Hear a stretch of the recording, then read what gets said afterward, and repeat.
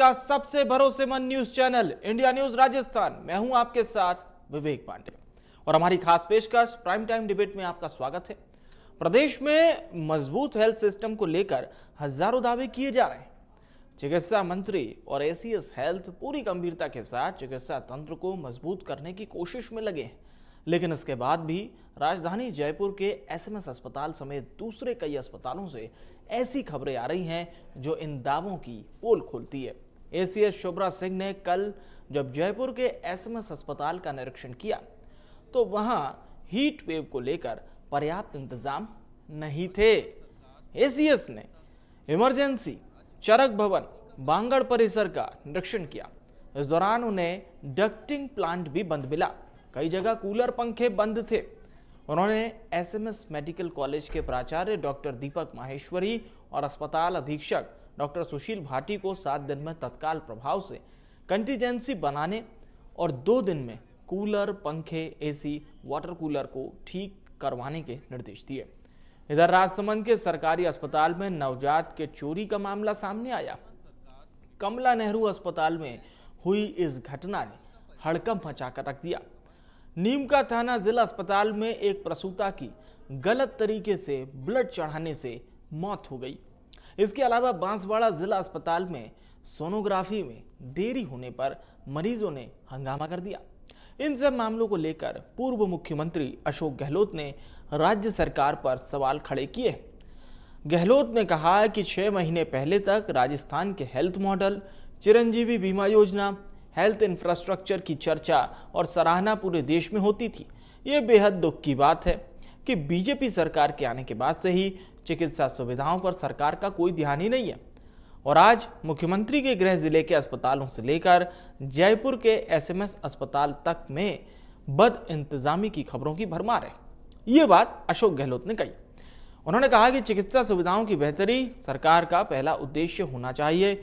अब इन सब के बीच सवाल ये खड़े होते हैं कि प्रदेश में पूरी तरह से सुधार कब होगा, हेल्थ सिस्टम में सुधार कब होगा और बीमार अस्पताल खुद पूरी तरह से स्वस्थ कब होंगे, डॉक्टर्स के खाली पद कब तक भरे जाएंगे, प्रसूताओं की मौत और बच्चा चोरी की घटनाएं आखिर कब रुकेंगी।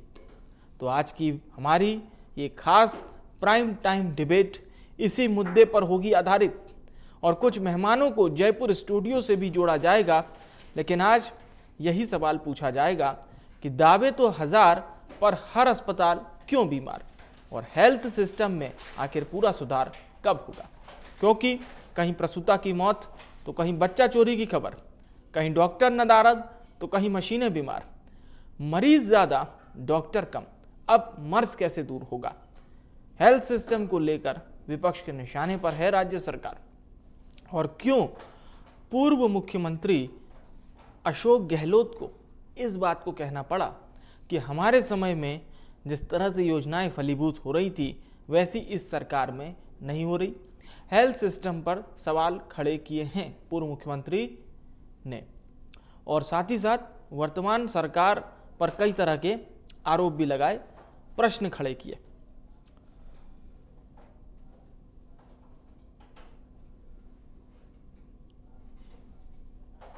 तो आज हम भी यही समझने की कोशिश करेंगे कि आखिर इस हेल्थ सिस्टम को किसकी नजर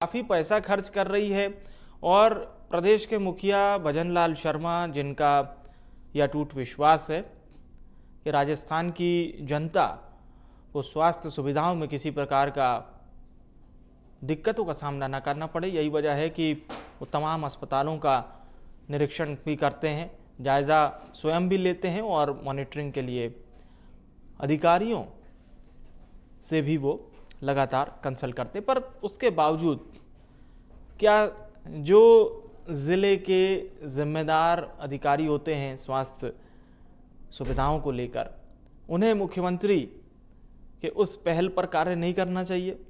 एक बड़ा फंड सरकार ने जो राजस्थान के लोगों के स्वास्थ्य सुविधाओं के लिए जारी किया है, उस पर आखिर क्या निर्णय ले रही है सरकार। प्रशासन पर बड़े सवाल खड़े होते हैं और यही हमारी चर्चा का मुख्य विषय, जिसे हम समझने की कोशिश करेंगे हमारे मेहमानों से। आखिर लोफोल कहां पर आ रहा है इन तमाम दावों के बावजूद।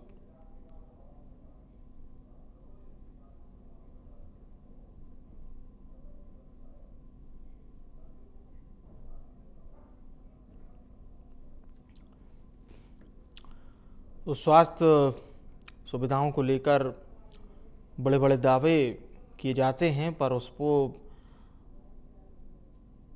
स्वास्थ्य विभाग के अफसर किस तरह से अमली जामा पहना रहे हैं, इस पर हमारी आज की ये प्राइम टाइम डिबेट इसी पर आधारित है।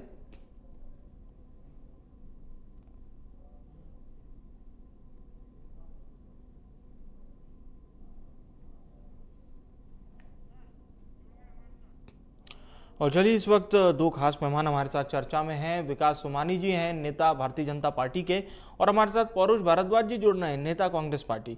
आप दोनों मेहमानों का बहुत स्वागत है। सोमानी जी, चर्चा की शुरुआत आपसे करते हैं। सरकार आपकी है, सत्तारूढ़ दल आप हैं, तो इस विषय पर चर्चा की शुरुआत आपसे। देखिए, निरीक्षण के दौरान खामियां पाई गई हैं, कई अलग अलग अस्पतालों की खबरें हमारे पास आ रही हैं, जिसमें हम केवल आपसे ये पूछना चाह रहे हैं कि इस बड़े फंड के बावजूद क्या प्रशासनिक अधिकारी कंडक्ट नहीं कर पा रहे हैं इन चीज़ों को, अमली जामा नहीं पहना पा रहे हैं?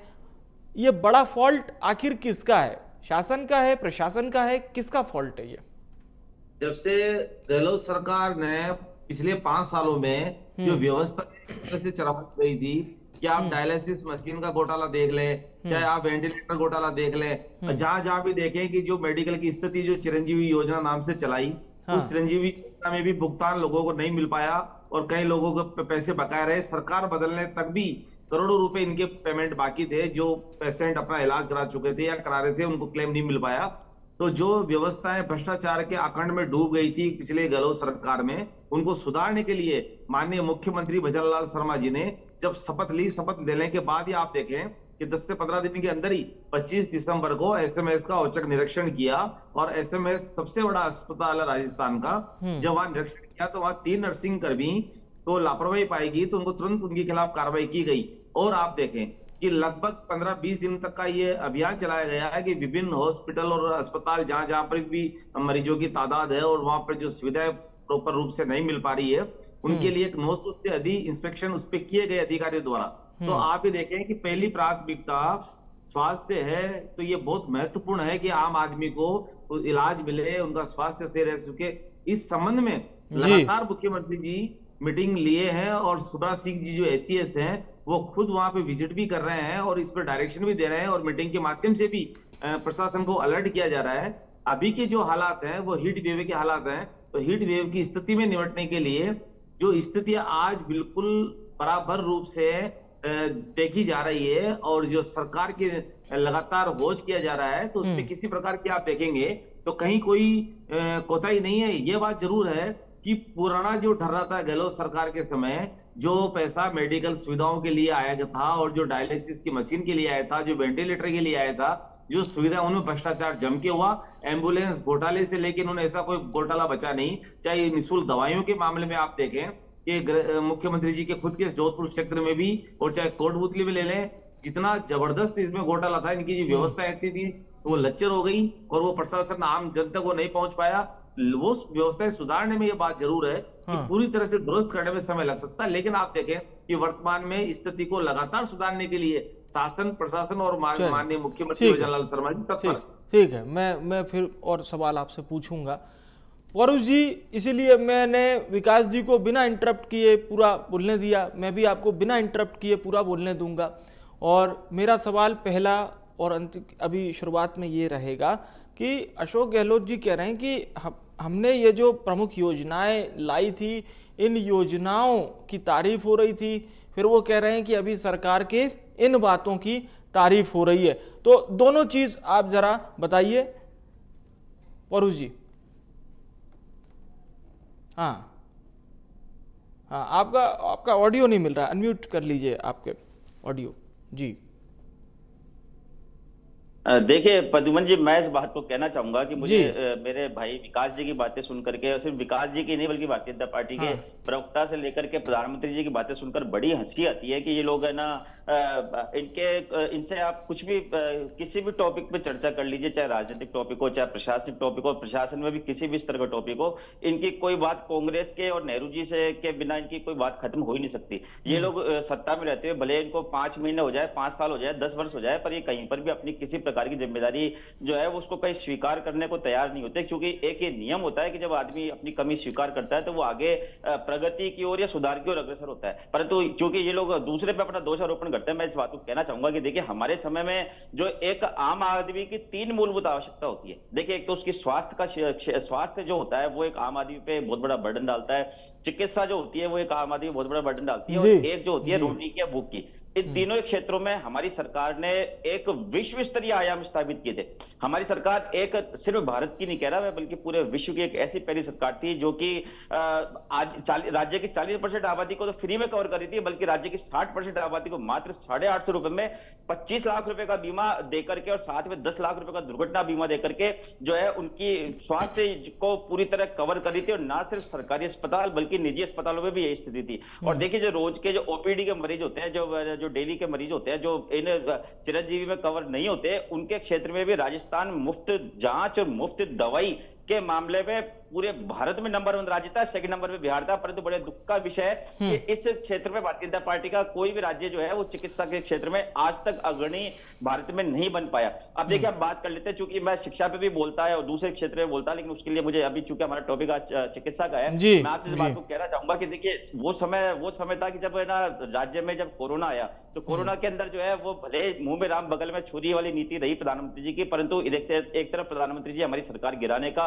कुत्सित प्रयास कर रहे थे, परंतु दूसरी तरफ जब मुख्यमंत्रियों की बैठक होती थी तो प्रधानमंत्री जी को अपने राज्यों को भी, मुख्यमंत्रियों को भी इस बात की तारीफ करनी पड़ती थी, उनको सलाह देनी पड़ती थी कि भैया कोरोना का मैनेजमेंट को सीखो, तो अशोक गहलोत जी से सीखो। अशोक गहलोत जी ने देखो कि राजस्थान में कितने बढ़िया तरीके से कोरोना मैनेज किया, और जो राज्य का भीलवाड़ा मॉडल था और जो राज्य का रामगंज वाला मॉडल था वो पूरे विश्व में प्रसिद्ध हुआ। WHO ने उसको अनेकों देशों में रिकमेंड किया कि भाई आप लोग इस तरीके से कोरोना की प्रगति की दर को आप किसी हद तक जाकर के बाधित कर सकते हैं। अब हम देखिए बात करेंगे अभी वर्तमान वाली बात की। वर्तमान में अभी जैसा कि विकास जी ने कहा कि साहब मुख्यमंत्री जी ने दिसंबर में शपथ ली और 5 दिन बाद में मुख्यमंत्री जी खुद औचक निरीक्षण करने के लिए ऐसे में गए। देखिए, इससे बड़ी विफलता की बात क्या हो सकती है जब भारतीय जनता पार्टी के प्रवक्ता ने खुद ने इस बात को स्वीकार कर ली कि करीब 6 महीने होने को आ गए, मुख्यमंत्री जी करीब 6 महीने पहले जिस ISMS अस्पताल में निरीक्षण करने के लिए जाते हैं और उसकी व्यवस्था ये होती है। अब देखिए, आप मैं राज्य की उस पर बात करना चाहूंगा, बिजली की व्यवस्था बात करना चाहूंगा। देखिए, और ये तो आप उनकी तारीफ कर रहे हैं ना कि वो शपथ लेने के 5 दिन बाद पहुंच गए, तो अच्छी बात है। पद्मन जी मेरी बात कंप्लीट हो जाती है। 5 साल तक मुख्यमंत्री अशोक गहलोत जी ने अच्छा, आज मैं थोड़ा सा एक क्लेरिफिकेशन मैं कर देता हूँ विकास जी और पौरुष जी के लिए कि आदरणीय प्रद्युमन जी इस डिबेट को नहीं कर रहे हैं, मैं डिबेट को कर रहा हूँ। जी, मेरा नाम विवेक पांडे। चलिए, अब पौरुष जी आपने तो उनकी तारीफ कर दी ना कि साहब शपथ लेने के। विवेक जी, आप मेरी बात आपने बीच में इंटरप्ट कर दी। मेरी पूरी बात अगर हो जाएगी तो मैं दूसरा अर्थ निकलेगा। मैं अपने वादे पे कायम रहता हूं। मैं इस बात को कह रहा हूं कि जब मुख्यमंत्री जी किसी संस्थान में यदि निरीक्षण करने के लिए जाते हैं तो उस संस्थान की 5 साल तक की व्यवस्था है वो दुरुस्त हो जानी चाहिए, खास करके जब तक वो मुख्यमंत्री जी कुर्सी पर बैठे हैं। ऐसा कोई चमत्कार विकास जी प्लीज आऊंगा आपके पास। विकास जी कल IAS शुभ्रा सिंह जी वहां पे निरीक्षण करने के लिए जाती है और राज्य का जो सबसे बड़ा अस्पताल है उसकी व्यवस्था देख करके उनकी खुद की स्थिति खराब हो जाती है। भरी गर्मी के अंदर राज्य की स्थिति है कि राज्य के आज आप देखिए, चले जाइए, आज दवाइयां जो हमारे समय में मुफ्त मिला करती थी और जो पूरे विश्व में प्रसिद्ध हुआ करती थी वो मॉडल आज पूरी तरह फेल हो चुका है। इन्होंने चिरंजीवी योजना जो हमारे द्वारा शुरू की गई, इनकी सरकार बनने के बाद 5 महीने तक तो राजस्थान का जो मरीज है असमंजस से बटकारा। किसी के यदि कोई बड़े ऑपरेशन हुए तो वो डॉक्टर्स के द्वारा टाल दिए गए, सिर्फ निजी अस्पतालों में नहीं बल्कि सरकारी अस्पतालों में भी टाल दिए गए। 300-400 करोड़ रुपए का बजट आप पेमेंट नहीं चलिए करेंगे चिरंजीवी अब योजना ठीक का, है, और अब उसके पहले बजट पहले बड़े दौर की अब चर्चा हो गई, पहले दौर की चर्चा हो गई है। विकास जी बोल रहे हैं कि विकास जी को पता है कि मैं इनके मॉडल की पोल खोलने के लिए जा रहा हूँ, इसलिए विकास चलिए। जी मेरी पोल आवाज क्या को खोल दबा रहे हैं रहे हैं। आप? ठीक है, ठीक है, ठीक है, ठीक है सर, ठीक है सर, पहले दौर की चर्चा खत्म हुई, अब शुरू करते हैं। आपकी संसद में आप लोग हमारे को विपक्षी पार्टियों को संसद में ठीक नहीं है, बोलने देते, भारद्वाज जी, यहाँ पे टीवी पे भारद्वाज आप जी, लोगों को नहीं प्लीज, बोलने देते। प्लीज, देखिए प्लीज, लोकतांत्रिक देश है। आप बोले आप जा रहे हैं, आप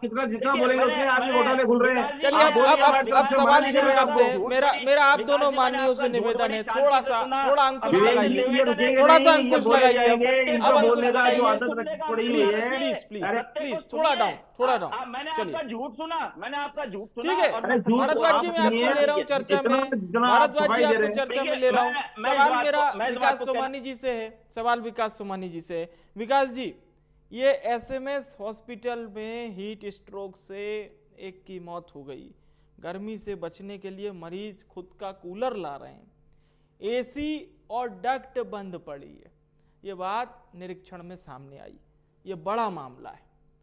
अब इसके लिए कौन जिम्मेदार है, केवल ये सवाल, और आप इसे कब तक मतलब ठीक करवा देंगे?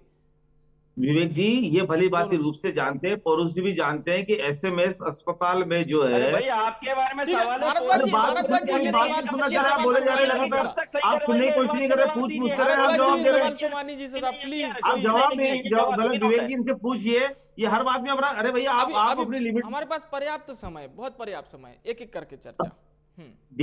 एसएमएस के जो हालात हैं वो किसी छुपे नहीं है, बहुत बड़ा हॉस्पिटल और बहुत बड़ी उसमें लंबा चौड़ा स्टाफ है और लंबी चौड़ी व्यवस्था है। उस व्यवस्थाओं में जब गहलोत सरकार थी तो गहलोत सरकार किसी प्रकार की कोई कार्रवाई नहीं कर पाती थी। यहाँ तक कि देखें कि ऑर्गेन ट्रांसप्लांट की जो बात था वो कितना बड़ा घोटाला कब से चल रहा है आप देखें, और कितना बड़ा रैकेट था, और कितने डॉक्टर के, मतलब ये उनके खिलाफ एसएमएस के किसी भी डॉक्टर बड़े अधिकारी के खिलाफ कार्रवाई करने के लिए कांग्रेस सरकार नहीं कर पाती थी। और दवाइयों घोटाला ले लें, चिरंजीवी घोटाला ले लें, ये पहली बार एक्शन लिया जा रहा भारतीय जनता पार्टी की, जो आम जनता की सरकार उनके द्वारा। पौरुष जी आप अपनी बारी में बोलिएगा प्लीज। डायलिसिस मशीन में घोटाला कर दिया, वेंटिलेटर में, डायलिसिस मशीन में आपकी मशीन देते हैं, के पास ही नहीं हुई है, उसकी गई है। पौरुष जी प्लीज, पौरुष जी आप अपनी बारी में बोलिएगा, आपको पर्याप्त समय मिलेगा। इनसे पूछिए जो मशीन पास वाले स्टेट में है उससे 3 लाख रुपए महंगी। विवेक जी इनसे किस तरह के घोटाले इन्होंने किए चिकित्सा विभाग में, वो किसने छुपा नहीं, जनता का पैसा खा चुके, मशीन से खा चुके, ये वेंटिलेटर के रूप में खा चुके ये, और करोड़ों का घोटाला इसमें दवाइयों का घोटाला निकला है। और आप देखेंगे सेंटर के घोटाले देख लो, आप जितने भी प्रोग्रेस हुई है कि गिरोह जो गुर्गा सिस्टम बना रखा था एसएमएस में, चाहे रिलीफ सोसाइटी में ले लें, चाहे निःशुल्क दवाई घोटाले में ले लें, चाहे आप ऑर्गन ट्रांसप्लांट में ले लें, ये इतने लोग पनपे कहां से, और आज इनके खिलाफ इतने 5 साल में कोई कार्रवाई नहीं हुई, और ये रैकेट चलते चलते इतने बड़े हो गए कि 200 लोगों का ऑर्गन ट्रांसप्लांट हो रहा है, बांग्लादेश तक के लोगों का, और बाग बंद करके प्रशासन चलता रहा है। और आज जो हालात है, अब एक्शन लगातार लिए जा रहे हैं। आप देखें कि वहां के चाहे एचओडी चाहे जो भी है वो इस्तीफा देने के लिए, और वहां का प्रशासन दुरुस्त हो रहा लगातार। हाँ ठीक। सोमानी जी सवाल है, सोमानी जी सवाल ये है कि ये जो आज एक व्यक्ति की मौत हो गई हीट स्ट्रोक की वजह से, और मैंने आपको कारण भी बताया कि क्या प्रॉब्लम हुई थी, ये कारण क्या मतलब पूर्ववर्ती सरकार के थे, प्रशासन को क्यों नहीं आप दुरुस्त, मतलब एक तो हमें करना पड़ेगा ना चिकित्सा में जो प्रशासनिक अधिकारी मौजूद है, कि बहुत दुखद है जिस तरह से रेड अलर्ट हीट वेव की जो हो रहा है, और उसके बारे में भी प्रशासन द्वारा निरंतर व्यवस्था की गई, और अधिकारी क्या कर रहे हैं, अधिकारी कर्मचारी की सभी की छुट्टियां रद्द कर दी गई है, माननीय मुख्यमंत्री ने आदेश जारी करके, और सख्त आदेश जारी कर रखे हैं। और आप देखें कि ड्यूटी टाइम भी एक फिक्स कर दिया गया। पहले जिस तरह की लापरवाही चल रही थी, वो लगातार एक के बाद एक ये कहे जा रहे हैं कि प्रशासन और शासन प्रशासन को लगातार की दुरुस्त रहे, और दुरुस्त रहने के लिए आप देखें कि अभी भी आदेश जारी किया है कि हीट वेव के दौरान और इस दौरान किसी की कोई सब छुट्टियां निरस्त की जाती है, लगातार एक के बाद एक मौज किए हुए। लेकिन इसके बावजूद अगर दुखद घटना हो गई है तो ये बात सही है कि गर्मी का जो है उसका तो खैर, लेकिन जितनी व्यवस्था है, जो मरीज जिसको मतलब जिसकी मौत हुई वो डिहाइड्रेशन से ग्रसित थे, और डायबिटीज और बीपी भी उन्हें था, ये भी हमारे पास इंफॉर्मेशन आई है। और वो एसएमएस हॉस्पिटल में ही सुरक्षा गार्ड का काम किया करते थे और 2 दिन से ड्यूटी पर नहीं आए थे। इसके बाद उन्हें परिजन लेकर मेडिकल आईसीयू में भर्ती कराए थे और वहां पर उनकी मौत हो गई। विवेक जी देखो, जो है प्राथमिक दृष्टि से जो उपचार एसएमएस में होता है, और एसएमएस का जो एक है कि वहां पर जो बहुत गहन चिकित्सा इकाई में जो व्यक्ति जाता है उसका, लेकिन यह बात मान के चले कि तुरंत प्रभाव से रिलीफ मिला, और जो भी अब वो नहीं बच पाया या नहीं हो पाया, कार्रवाई करेंगे आप, जो जिम्मेदार होगा उस पर? अगर जिम्मेदार होगा तो कार्रवाई करेंगे। माननीय मुख्यमंत्री जी पहले कह चुके हैं कि किसी भी तरह की लापरवाही करने वाले किसी भी कार्मिक को नहीं बख्शा जाएगा, सख्त एक्शन लिया जाएगा, और चाहे वो किसी भी स्तर के अधिकारी हो उनके खिलाफ कार्रवाई की जाएगी अगर इस तरह का है तो। और पहले भी कार्रवाई की है और आगे भी करेंगे, क्योंकि ये भारतीय जनता पार्टी की सरकार है, जनता की सरकार है, और माननीय मुख्यमंत्री भजनलाल शर्मा जी लगातार ये बात कहते हैं कि प्रतिबद्ध जनता के लिए। आप ये खुद देखेंगे कि जितने घोटाले के भी गुजरे हैं आज तक पहले कभी नहीं भूले। वरुण जी आप बोलिएगा अपनी। विवेक जी देखिए, मैं इस बात को कहना चाहूंगा कि मैंने जैसा कि अपने पूर्ववर्ती स्टेटमेंट में कहा कि भारतीय जनता पार्टी की कोई भी बात जो होती है कांग्रेस को कोर्ट किए बिना खत्म नहीं होती है। मैं इस जगह मेरे भाई विकास जी की बात में संशोधन करना चाहूंगा। ये कह रहे थे कि भाई कांग्रेस के समय में ये हो गया, कांग्रेस के समय में वो हो गया। मैंने पहले कहा कि मुख्यमंत्री जी अपने शपथ के 15 दिन बाद वहां पर निरीक्षण करने के लिए जाते हैं, और उसके आज 6 महीने बाद भी जब एसएमएस की व्यवस्था दुरुस्त नहीं होती तो ये मुख्यमंत्री जी का प्रशासनिक फेलियर है। अब ये इन्होंने दूसरी बात भी इन्होंने खुद एसएमएस की व्यवस्था दुरुस्त करने के लिए एक महीने में नहीं हो पाएगी।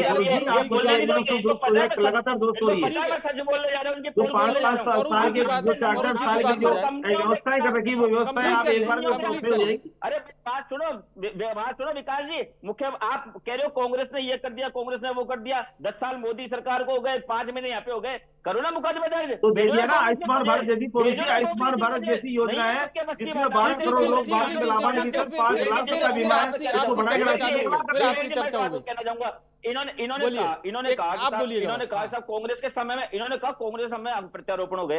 अरे भाई आपको जानकारी नहीं है क्या? एसएमएस का जो सुपर स्पेशलिटी हॉस्पिटल है उसका एसएमएस से कोई लेना देना नहीं होता, और सुपर स्पेशलिटी हॉस्पिटल में जो अंग प्रत्यारोपण जो किडनी का डिपार्टमेंट के हेड थे वो आपकी पृष्ठभूमि से जुड़े हुए डॉक्टर धनंजय अग्रवाल थे, और उन डॉक्टर साहब की आपको डॉक्टर साहब थे खुद अंग प्रत्यारोपण कमेटी के मेंबर थे। उन्होंने क्यों अंग प्रत्यारोपण होने दिया, मैं आपसे इस बात को पूछना चाहूंगा। अरे आप अपराधी की आरोप पाया जाता है, ठीक है सोमानी जी दीजिएगा जवाब, थोड़ा सा इंतजार। विवेक जी मैं बहुत बड़ी बात बताने जा रहा हूँ, माइक डाउन कीजिए। सरकार आपकी प्रशासन आपका उनसे जुड़े हुए बोलिएगा प्लीज थोड़ा इनकी बात हो जाने दीजिए पूरी। अच्छा ठीक है, ये लोग अपने आदमी को बड़े पदों पे बैठाने के लिए किस प्रकार एक बढ़िया आदमी की मानहानि करते हैं, ये उसका उदाहरण है। इन्होंने अंग प्रत्यारोपण की बात की, इन्होंने आपके खिलाफ कार्रवाई नहीं करी। ये अपने पृष्ठभूमि के व्यक्ति को प्रिंसिपल मेडिकल कॉलेज का प्रिंसिपल बनाना चाहते थे, उसके लिए इन्होंने उन डॉक्टर्स को बदनाम किया जिन्होंने राज्य का नाम कोरोना के अंदर पूरे भारत में नहीं बल्कि पूरे विश्व में रोशन किया। अगर विकास जी आपके अंदर दम है, मैं आपको चैलेंज करता हूँ, जयपुर का एक निजी अस्पताल जिसमें बता दीजिए। पुरुष भारद्वाज बिल्कुल आपके सामने आपका समर्थन करूंगा टीवी में। कितने निजी अस्पताल बता दे जहाँ चिरंजीवी योजना में भुगतान नहीं हुआ है। अच्छा मुझे एक बात बताइए,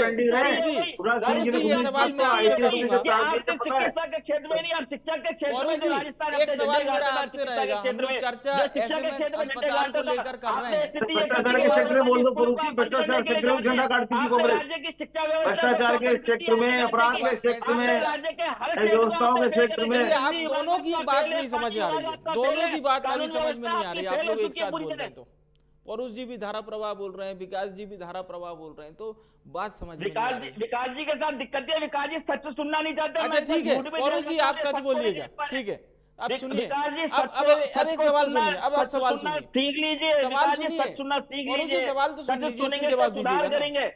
परुष जी पहले सवाल सुनिए। सवाल ये है कि हमारे पास जब गहलोत सरकार थी तब भी खबरें आती थी एसएमएस अस्पताल की भी और अन्य जिलों से भी, तो प्रशासनिक व्यवस्था तो तब भी वही थी ना सर। ठीक है आप कहेंगे कि कुछ अधिकारियों का तबादला हुआ, लेकिन जो रूटीन चलाने वाले कर्मचारी होते हैं वो तो क्रमशः एक ही होंगे, गहलोत सरकार में भी और वर्तमान सरकार में भी। तो प्रॉब्लम कहीं ना कहीं उस एक सर्कुलर सिस्टम में है ना, उसे हमें ठीक करना होगा। आप इसको स्वीकार करते हैं? मैं विवेक जी इस बात को कहना चाहूंगा कि जो सरकारी प्रशासनिक बॉडी होती है, पहले तो ये बताइए। नहीं, मैं आपकी बात का जवाब दे रहा हूँ। आपकी मेरे जवाब में आपके प्रश्न का उत्तर निश्चित तौर पे आएगा। मैं आपसे इस बात को कहना चाहूंगा कि प्रशासनिक बॉडी चाहे किसी भी विभाग की हो, उसको हम लोग सरकारी मशीनरी शब्द इस्तेमाल करते हैं। आपने भी सुना होगा कि सरकारी मशीनरी को इसको इस्तेमाल करने का अर्थ ये होता है कि सरकारी मशीनरी होती है वो एक यंत्र की तरह, एक वाहन की तरह होती है। एक आपके पास बहुत अच्छी गाड़ी है, परंतु उसका ड्राइवर कितना कुशल है, तो वो गाड़ी वो परफॉर्म करेगी कि उसकी गाड़ी की जो परफॉर्मेंस है वो उसके चालक की दक्षता पर निर्भर करती है। मैं आपसे कहना चाहूंगा ये सरकारी मशीनरी होती है। जब हम लोग ड्राइविंग सीट पे बैठते हैं तो निश्चित तौर पे आप मानिए कि राज्य चिकित्सा के क्षेत्र में भी नंबर 1 पूरे विश्व में बन जाता है। राज्य शिक्षा के क्षेत्र में 402 विद्यालय पीएम श्री में दर्ज करवा करके बीजेपी शासित राज्यों की तुलना में नहीं बल्कि कांग्रेस शासित अन्य राज्यों की तुलना में राजस्थान नंबर 1 बन जाता है। 8 रुपए में इंदिरा गांधी रसोई के अंदर शानदार और पौष्टिक भोजन देकर के पूरे विश्व के अंदर अपना नाम रोशन करता है। तो भाजपा की सरकार आते ही ये मशीनरी कहां चली जाती है? यही अधिकारी होते हैं, ये मशीनरी। ये भी बताइए कंट्रोल में क्यों नहीं आते? आपके कंट्रोल में क्यों नहीं? विकास जी आपके कंट्रोल में ये अधिकारी क्यों नहीं आते? मुझे इस बात को सुन के बड़ी अचरज होती है। यही अधिकारी होते हैं, यही कर्मचारी होते हैं, हमारी सरकार होती है। अब इनसे चाहे हमें प्रेम से काम लेना पड़े, चाहे हमें इनके नकेल डाल के काम लेना पड़े, हम इनसे काम लेते हैं और इनसे परफॉर्मेंस देते हैं और राज्य के आपके सवाल का जवाब ले लेते हैं। आपके सवाल का जवाब ले लेते हैं फेल हो जाती है।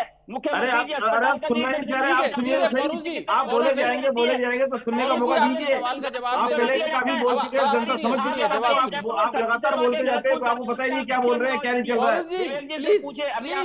आप नॉन स्टॉप बोले जा रहे हैं, पता ही नहीं खुद को क्या हो रहा है। सवाल के बाद जवाब। नाम का एक युवक वरुण जी अब रुक जाओ, आप बोलिए। अब सुनो, आपने बहुत बोल के गए, आपने आप सुनना चाह रहे हो, सुनिए बताता हूँ मैं आपको। आप बोले जाएंगे समझ लीजिए। योजना में 10 लाख रुपए के दुर्घटना बीमा का प्रोविजन किया। चलिए अब सवाल के बाद जवाब। वरुण जी सवाल के बाद जवाब। 10 लाख रुपए तक कम देते थे। चलिए अब जवाब देंगे, सोमानी जी जवाब देंगे, बोलिए। ये शासन प्रशासन के भी बात कर रहे थे। इनके एससीडी एससीबी के जो चीफ रहे गहलोत सरकार के समय बीएल सोनी साहब, वो अपने रिटायर ज्वाइन कर ली उन्होंने। रिटायर वो बता रहे थे कि साहब ये बड़ी मछलियों में हाथ बड़ी मछली नहीं पकड़ में आ रही है, छोटी मछलियों में हाथ चल रहे हैं और भ्रष्टाचार के इस तरह से अखंड में डूबे हुए हैं कि सिर्फ सरकार बचाने में अपना कार्य किया करते थे। अरे भाई आपका प्रशासन शासन था तो वो आपके शासन प्रशासन की बात बता रहे काम किया और उन्होंने इस बात को कि गहलोत साहब 5 साल तक सरकार बचाने में लगे रहे। उन्हें चिकित्सा से किसी बात से कोई नहीं है। लगातार ट्रेप हुए हैं, लगातार भ्रष्टाचार हो रहा है, लगातार किसी की बात समझ में नहीं आएगी। आप अपना सारा ठीक है हमारे ऊपर वोट दें, आगे ना आप सरकार में, आगे ना आप सरकार में कीजिए, करते क्यों नहीं कुछ भी? आप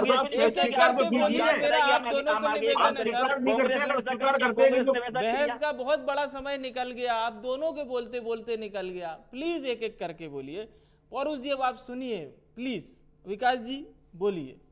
इन राजस्थान गवर्नमेंट हेल्थ स्कीम में जो घोटाला हुए पूछे आप इनसे। इनके 66,000 करोड़ का लगभग घोटाला राजस्थान सरकार में गहलोत सरकार में हुआ और लगातार ट्रेप हुए। ईडी के लगातार छापे पड़े। अरे जल पानी शिक्षा चिकित्सा गिरफ्तार किया गया हमने।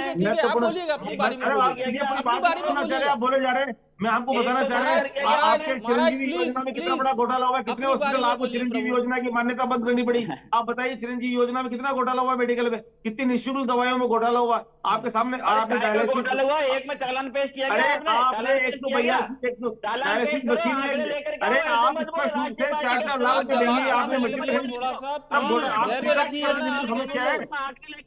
डिबेट में बैठता हूँ जब मैं। पौरुष जी आप क्या कार्रवाई करी? ईडी ने ऐसा लग रहा है आप दोनों एक कांग्रेस के नेता को जेल भेजा। आपने इतने बड़े बड़े डायलॉग बोल दिए, वेंटिलेटर घोटाला, फलाना घोटाला, डिब्बा घोटाला, और आपसे एक मच्छर गिरफ्तार नहीं हुआ चिकित्सा विभाग के नाम पे। आप चिंता मत कीजिए, आप सबके नोटिस जा रहे हैं, सबकी कार्रवाई हो रही है। आप बार बार ये बात मत कीजिए गिरफ्तार कर दीजिए, अगर जो आरोप पाया जाएगा तो गिरफ्तार नहीं होंगे। क्योंकि सुनिए ठीक है, अब चलिए ठीक है पौरुष जी। अब मेरे को विकास जी केवल ये बात बताइए, जो पौरुष जी ने सवाल किए क्या आपके पास उसके जवाब हैं? बस ये बात।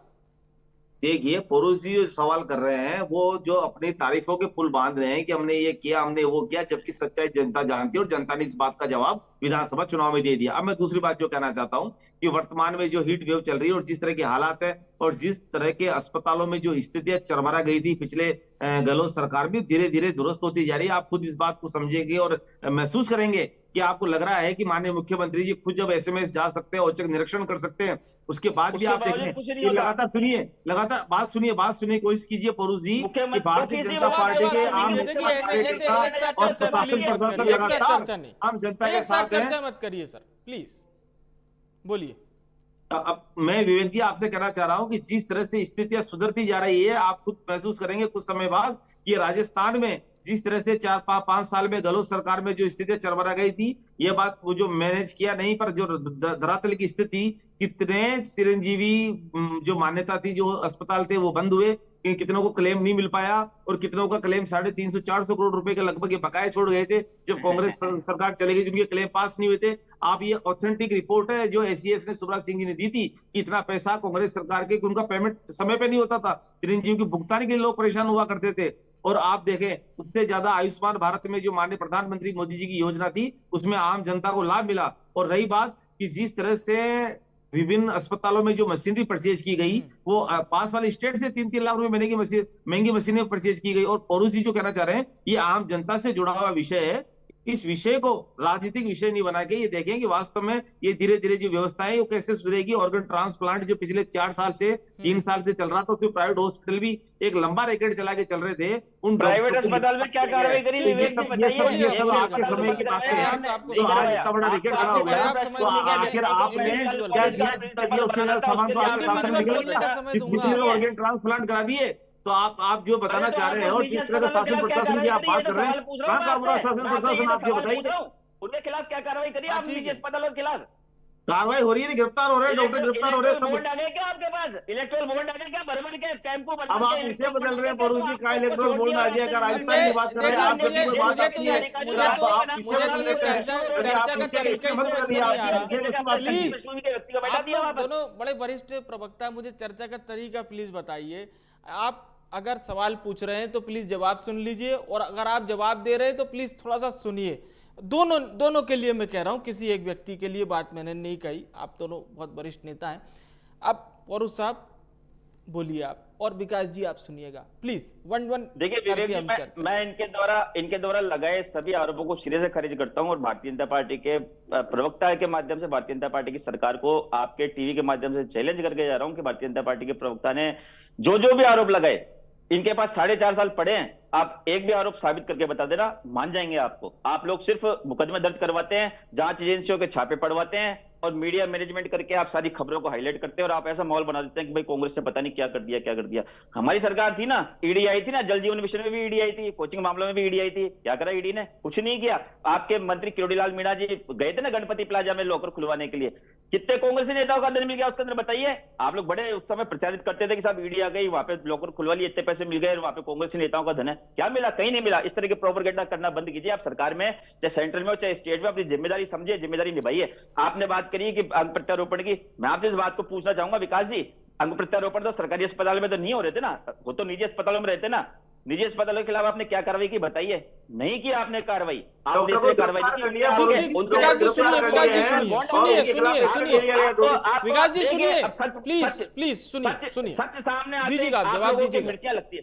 मैं इस बात को कह रहा हूं कि अगर राज्य में वास्तव में यदि आप जो कह रहे हैं जिस प्रकार की आपने मीडिया पे भूमिका बनाई कि सब अंग प्रत्यारोपण हो गए राजस्थान में, हो गए, तो सीबीआई सेंट्रल एजेंसी है ना, बांग्लादेश से अंग प्रत्यारोपित करने वाले बंदे भारत में कैसे आ गए, इस बात की जांच सीबीआई को नहीं करनी चाहिए। और सबसे बड़ी बात, जो अंग प्रत्यारोपण कराने वाला प्लेटफॉर्म रहा, जो राज्य के निजी अस्पताल थे, उनके खिलाफ आपने क्या कार्रवाई करी? विवेक जी, एक भी कार्रवाई नहीं की इन्होंने। अगर ये ईमानदार होते तो सबसे पहले उन्हें निजी अस्पतालों में ताले लटकने चाहिए थे और उसके बाद में जाकर के एसएमएस के जो प्रिंसिपल है, फिर एसएमएस के जो प्रधानाचार्य, उनके खिलाफ इनको कार्रवाई करनी चाहिए। परंतु देखिए, इनको अपनी पृष्ठभूमि के व्यक्ति को राजस्थान के मेडिकल कॉलेज के प्रिंसिपल पद पर बैठाना था, इन्होंने एक लंबी चौड़ी साजिश रची। इन्होंने जो राज्य का जिस डॉक्टर सुधीर भंडारी ने कोरोना के मैनेजमेंट के नाम पे जयपुर को पूरे भारत में नहीं बल्कि पूरे विश्व में ख्याति दिलाई, इन लोगों ने उनके खिलाफ साजिश करी और उनको पद से उनसे इस्तीफा लेकर के इन्होंने अपने पृष्ठभूमि के व्यक्ति को बैठाया। जबकि जो कमेटी थी, जो जिम्मेदार कमेटी थी, इनके जो धनंजय अग्रवाल जी हैं, वो खुद उस कमेटी के मेंबर थे वहां पे। देखिए आप सबसे बड़ी बात, और जो नेफ्रोलॉजी डिपार्टमेंट होता है, जो किडनी का ट्रांसप्लांट करता है, उस किडनी विभाग के नेफ्रोलॉजी विभाग के विभागाध्यक्ष थे, उस जगह ये लोग मौन हो जाते हैं। ये ऐसे व्यक्ति को इन्होंने एसएमएस के मेडिकल कॉलेज का प्रिंसिपल बनाया कि जो किडनी ट्रांसप्लांट विभाग का विभागाध्यक्ष था जो, और इन्होंने एक भी निजी अस्पताल के खिलाफ कार्रवाई नहीं की। इन्होंने जयपुर में सुधीर भंडारी जी को बदनाम करने का बहुत बड़ा पाप लगेगा आपको। उन्होंने हजारों लाखों राजस्थान के मरीजों की जान बचाई है। विकास जी, आपने अपने आदमी को बैठाने के लिए जिस प्रकार से उनको बदनाम किया, आपने ईश्वर देख रहे हैं। राम जी का नाम लेके आप लोग सत्ता में आते हैं ना, राम जी देख रहे हैं, तो आपको दंड मिलेगा इस बात का। और दूसरी बात, मैं आपसे इस बात को कहना चाहूंगा कि जिस चिरंजीवी योजना के अंदर हमने 25 लाख रुपए का बजट दिया था, आप इनसे पूछ लीजिए, इन्होंने 25 लाख रुपए की योजना को घटा के मात्र 5 लाख रुपए की कर दी। 20 लाख रुपए कहां ले गए भैया? 850 रुपए का अरे आपने योजना की पैसे मिले ना, ये तो 60%। देखिए सुनिए अब प्लीज 25 लाख किसको मिला? 25 लाख बताइए आप एक भी। विवेक जी, अगर सरकार आप एक भी बताइए, 125 लाख का चले मिला आज तक देती है तो सरकार कटौती करती समझ में आती थी। हमारे राज्य के नागरिकों ने 850 रुपए पे किए। ये मामला सरकार का, जनता का नहीं है। ये मामला 850 रुपए आपने ट्राई पार्टी एग्रीमेंट करके उन लोगों से मिली भगत करके उन एजेंसियों से जिनके अच्छा ठीक है पौरुष जी 25 लाख रुपए के दिए। पौरुष जी सुनिए तो, पौरुष जी सुनिए तो, आप ठीक है अब पुराने सारी चीज़ों का आप जिक्र कर रहे हैं, सुधीर भंडारी जी का भी आपने जिक्र किया, लेकिन आपको भी इस बात का मतलब इल्म तो होगा, इस बात की जानकारी तो होगी कि नियुक्ति के वक्त एक सवाल उन पर भी खड़ा हुआ था वरिष्ठता के दायरा का। थोड़ा सा अगर आप फ्लैशबैक में ही ले चल रहे हैं तो वरिष्ठता पे कुछ सवाल खड़े हुए। देखिए मैंने तो जवाब इसलिए दिए थे क्योंकि आपने भारतीय तो जनता पार्टी के इंडिविजुअल अगर हम किसी पर अपनी रिपोर्ट जो आपने इनको दिखाई, आपकी जो शुरुआती रिपोर्ट जो कार्यक्रम के शुरू होने से पहले रिपोर्ट थी वो आपने दिखाई, और इन्होंने बजाय उस रिपोर्ट के एक एक बिंदु का जवाब देने की बजाय इन्होंने आते ही कांग्रेस की पुरानी सरकारों में आप रिपोर्ट क्या दे रहे हैं? आप तो अपनी तारीफ कर रहे हैं कांग्रेस की, आपने किया जो सही है, बाकी सब गलत है। चलिए तो मैं यही बात कह रहा हूँ कि अगर आप किसी सुनिए तो महत्वपूर्ण बात रह जाएगी अगर आप किसी अधिकारी को लेकर ये कहेंगे कि ये फला पार्टी का अधिकारी है, तो वो फिर आरोप लगते रहते हैं, वैसे वही बात फिर सामने आती है। तो इस तरह से हम मतलब अधिकारियों को आइडेंटिफाई किसी पार्टी बेसिस पर तो एटलीस्ट कांग्रेस इस तरह से करती आई तो कांग्रेस क्या विवेक जी, कांग्रेस का ये रहा है। मैंने दोनों अधिकारियों को अगर आप भंडारी साहब के मैटर में जाएंगे तो फिर वही बात आप जनता के लिए नहीं, ये जनता को नहीं बचाना चाहते, ये चाहते हैं उनका अधिकार बचाना चाहिए। अब बीएल सोनी साहब इस बात को समझते कि इन्होंने जब तक इनको अधिकारी से काम होता है, जब तक ये बात करते हो अधिकारी से काम नहीं होता, ठप्पा लगाने वाले ठप्पा क्यों लगा रहे हैं? ठप्पा क्यों लगा रहे हैं किसी भी अधिकारी पे? भाई अधिकारी तो प्रशासनिक व्यवस्था का जिम्मेदार व्यक्ति है ना, जनता के टैक्स से उसको सैलरी मिलती है, उसमें कोई पार्टी का कहां से वो आ गया? विवेक जी, मैं इसी बात को कहना चाह रहा हूं कि देखिए सत्ताधारी पार्टी, हम लोग सत्ता में थे, आज से 6 महीने पहले हम सत्ता में होते थे, और आपको इस बात को पता है कि आप मुझसे भी हम लोग भी कई बार डिबेट में बैठे हैं, भारतीय जनता पार्टी के प्रवक्ता मुझ पर या मेरी पार्टी पे, मेरी सरकार पे आरोप लगाते थे। निश्चित तौर पर आप मेरे पुराने रिकॉर्ड्स उठा के देख लीजिए, पुराने डिबेट्स उठा के देख लीजिए कि मैंने सदा कभी भी भारतीय जनता पार्टी पर आरोप नहीं लगाया। राजनीतिक डिबेट्स होती वो एक अलग बात है, लेकिन जब प्रशासनिक विफलता की कोई डिबेट होती थी, मैं अपनी सरकार की कई कमी होती थी उसकी जिम्मेदारी भी लेता था, और भविष्य में उसके सुधार हेतु ऑन कैमरा भी बोल के जाता था, और कैमरे से हटने के बाद मैं अपने स्तर पे जो सरकार तक अपने मुझे जो मैसेज पहुंचाना होता था वो पहुंचाता था, और उसमें अधिकतर मैं सुधार की पूरी गुंजाइश रखता था।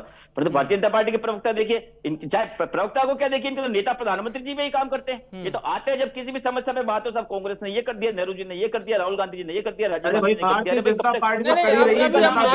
आज के विषय पे बने रहे, आज के विषय पे बने रहे। बताओ, सरकार में 6 महीने में तो आगे 4.5 साल आपके पास पड़े हुए हैं विकास जी, 4.5 साल राज आपको चलाना है राजस्थान में, और 4 जून को हमारी सरकार बन जाएगी तो मैं इस बात का आपको आश्वासन दे रहा हूं कि आपकी तरह बैड प्रैक्टिस हम नहीं करेंगे, आपके विधायकों के साथ खरीद फरोख्त हम नहीं करेंगे। हम लोकतंत्र में विश्वास रखते हैं। 4.5 साल आपको राज चलाना है, कांग्रेस कांग्रेस कहना बंद कीजिए, खुद अपनी जिम्मेदारी लेना। आप मतलब अभी से स्वीकार कीजिए अपनी कमियां, स्वीकार कीजिए और उनमें सुधार कीजिए। अच्छा सुनिए तो भारद्वाज साहब बहुमत की सरकार आ भाई, कांग्रेस गठबंधन करके काम चला रही है और हमें इस तरह अरे भाई गठबंधन तो आप लोगों गठबंधन की राजनीति, ये देखिए बड़ा दौरा चरित होता है। अच्छा सुनिए तो भारद्वाज साहब आप अभी से कर रहे हैं और आप कह रहे हैं कि लोग कहां से आ गए, ये ऑर्गन ट्रांसप्लांट के लोग कहां से आ गए। ममता बनर्जी से पूछिए ना, जो आपकी गठबंधन कर रखा है उनसे पूछिए वो कहां से आ गए।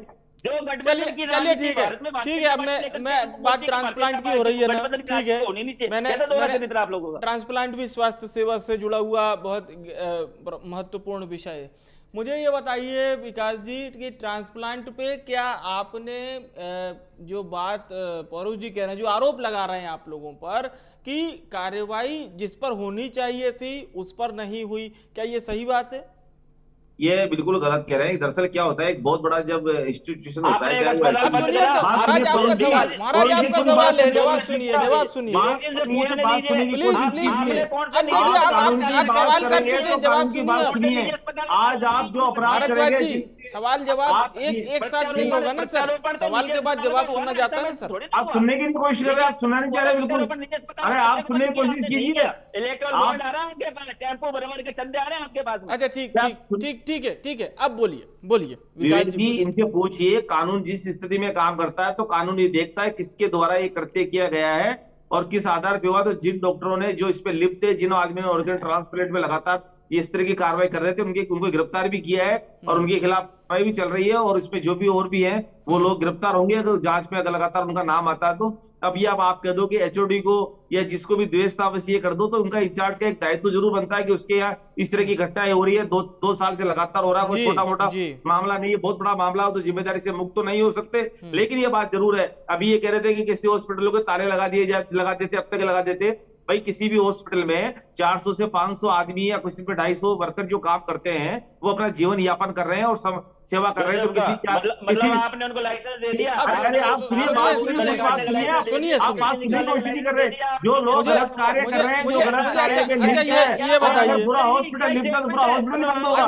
लेकिन वो इन्वेस्टिगेशन का विषय की कहां तक लिप्त है, अरे कहां तक लिप्त है पता लगना ये थोड़ी। सर सवाल भी आप ही कर लीजिए, जवाब भी आप दे दीजिए। आपके हिसाब से अगर ये कहा जाए तो कांग्रेस में जैसे आपका झारखंड में करोड़ों रुपए की गिरफ्तार हो गए, क्या अपनी कांग्रेस बंद हो जाएगी क्या? चलिए ठीक है विकास जी आप अब मैं ठीक है विकास जी आऊंगा आपके पास। पौरुष जी आपसे सवाल कर लेता हूं, आज आप फुल फॉर्म में बिल्कुल। पौरुष जी सवाल ये, चिकित्सा मंत्री ने कहा करोड़ों रुपए के स्कैम की आशंका है, उसी बात पे जिस पर अभी हम लोग चर्चा कर रहे हैं, ठीक है। ये आर्गन का जो फर्जीवाड़ा चल रहा था, अंग प्रत्यारोपण का जो फर्जीवाड़ा चल रहा था, इस पर माननीय पूर्व कुलपति महोदय का इस्तीफा हुआ, फिर उन्होंने चार्ज सौंप दिया और ये भी बात सरकार ने कही कि हम इस पूरे घपले की, इस धांधली की, स्कैम की तह तक जाएंगे और जो भी दोषी होगा उसको निकाल फेंकेंगे, यानी उसको पकड़ेंगे। ये बात लगभग शब्द इधर उधर हो, लेकिन सरकार का भाव ये था। तो जो कार्रवाई हुई वो सही थी, तर्कसम्मत थी जो कार्रवाई की गई इस पूरे मामले को लेकर? विवेक जी देखिए, मैं इस बात को कहना चाहूंगा कि हमारे कानून में जो किसी भी कोई भी कृत्य आपराधिक होता है तो उसके साथ साथ जो उसका मोटिव होता है वो भी जांच एजेंसियों को अदालत में साबित करना होता है। देखिए कृत्य से बड़ी चीज होती है कि उसके पीछे उसकी मंशा क्या रही। मैं राजस्थान का अभी वाला जो मामला था, निश्चित तौर पे अंग प्रत्यारोपण के कोई मामले हुए तो उस पर कार्रवाई होनी चाहिए, हम कार्रवाई के विरोध में नहीं है, परंतु उसके पीछे उसकी भावना क्या थी, नंबर 1 बात। और नंबर दूसरी बात ये कि सबसे प्रथम दृष्टया दोषी कौन था, सबसे पहले कार्रवाई किस पर होनी चाहिए। देखिए अब 2 चीजों पर बात करनी है, हम यदि भावना के ऊपर बात करते हैं तो मैं इस बात एक फाइनल रिएक्शन इसी बात पर विकास जी का। बिल्कुल ये जो है ये कार्रवाई अभी जांच बंद नहीं हुई है, जांच लगातार चलेगी और जो जो इसमें दोषी पाए गए हैं वो सबको बराबर रूप से जो कानूनी कार्रवाई हो सकती है, कानून सम्मत कार्रवाई उनके खिलाफ होगी। आप ये मत सोचिए कि आप जो कहना चाह रहे हैं बार बार कि कोई कार्रवाई करते हैं, कार्रवाई अखबार में आती है, रुक जाती है, कार्रवाई रुक जाती नहीं। ठीक है सर, चर्चा का समय अब समाप्त होता है। मैं धन्यवाद करूंगा हमारे दोनों मेहमानों का हमारे साथ प्राइम टाइम डिबेट का हिस्सा बनने के लिए। आप दोनों मेहमानों का बहुत बहुत शुक्रिया, बहुत बहुत धन्यवाद। आप हमारे साथ जुड़े और अपनी पार्टी की आपने बात रखी, धन्यवाद। तो आज की चर्चा का हमारा सबसे प्रमुख और सबसे अहम विषय था कि हेल्थ सिस्टम में पूरा सुधार आखिर कब। मुख्यमंत्री भजनलाल शर्मा लगातार फीडबैक ले रहे हैं, स्वयं औचक निरीक्षण भी करते हैं, चाहे एसएमएस अस्पताल हो या फिर अन्य अस्पतालों का। समय समय पर वो विभाग की बैठक भी लेते आए हैं, जिसमें उनकी नज़र पूरे राजस्थान के तमाम जिलों के अस्पतालों पर रहती है।